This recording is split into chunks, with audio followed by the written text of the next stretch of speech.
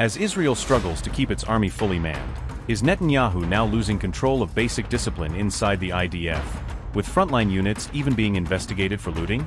Are massive misconduct scandals now hitting a war-torn Israeli army, painting a picture of soldiers going rogue while political leaders push for ever longer campaigns?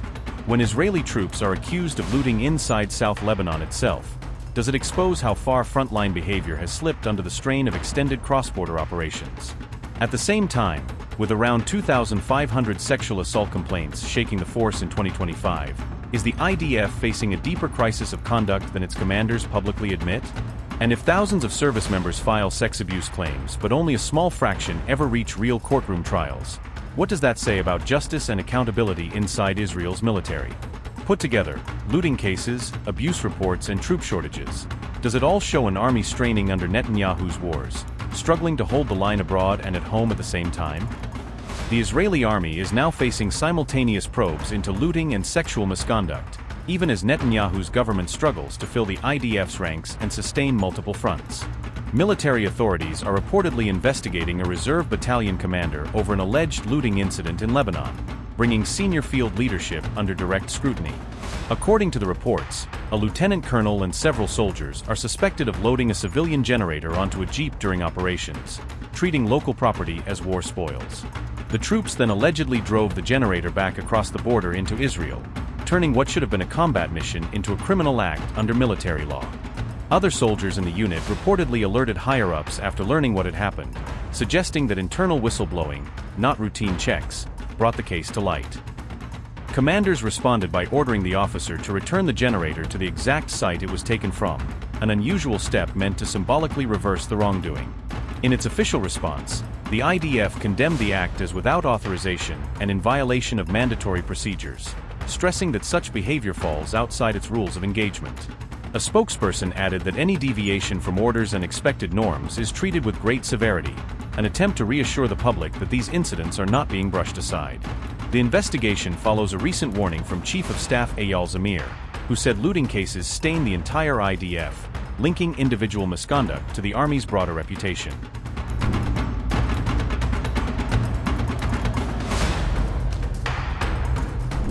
At the same time, new data indicates that sexual misconduct complaints surged inside the IDF during 2025, pointing to a systemic problem rather than a handful of isolated incidents.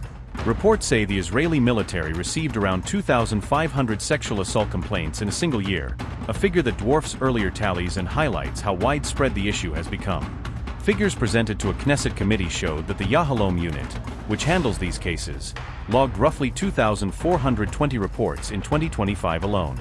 Yet only about 10% of complaints reportedly moved into full criminal proceedings with police and justice officials, leaving most allegations short of a courtroom.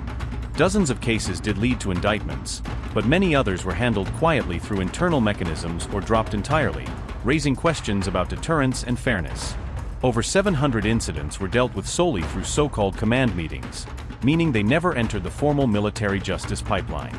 Roughly 59% of all files were managed administratively, using disciplinary measures, reprimands, or dismissals rather than full legal processes. Some incidents were referred to outside bodies that were not clearly identified in public summaries, while more than one-fifth of cases reportedly remained unresolved. Over the past decade, sexual misconduct reports have climbed from around 668 in 2014 to more than 2,000 by 2024, revealing a sharp and persistent upward trend. The 2025 tally rose by approximately 350 cases over the previous year, and the Army itself acknowledges that complaints are increasing rather than stabilizing. However, only a small slice of all allegations end with courtroom trials and convictions, according to local media, leaving many victims feeling the system hasn't fully backed them. At the same time, reports say suicidal tendencies and mental health crises are rising among IDF troops, as wartime stress, long deployments, and internal scandals collide. All of this is unfolding while Netanyahu struggles to enlist new soldiers and retain experienced ones, deepening concerns about both the capacity and cohesion of Israel's military.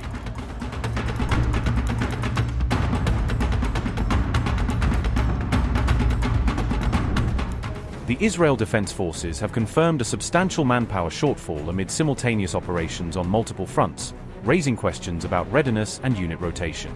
Reports indicate the manpower gap is expected to widen over the coming months as personnel are stretched and recruitment shortfalls persist.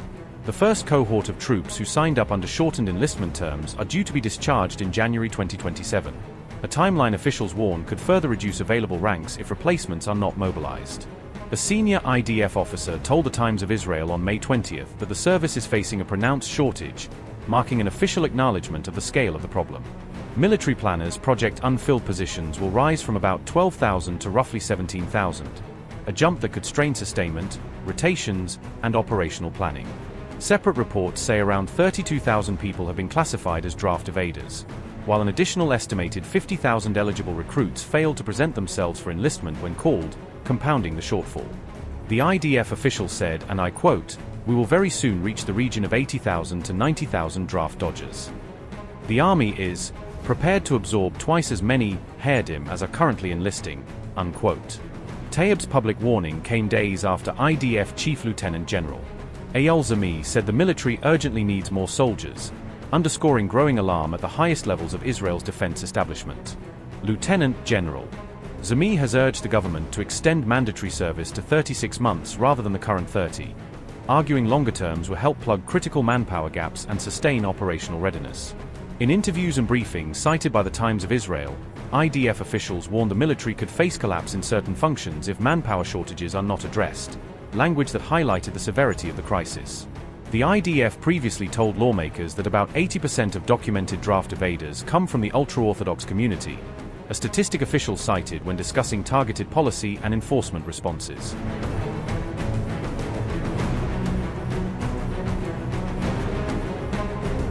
Iran's foreign minister reacted on May 19th to a U.S. congressional assessment tied to the recent war.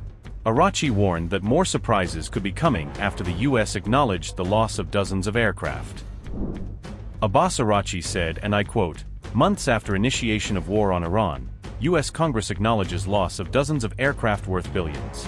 Our powerful armed forces are confirmed as first to strike down a touted F-35.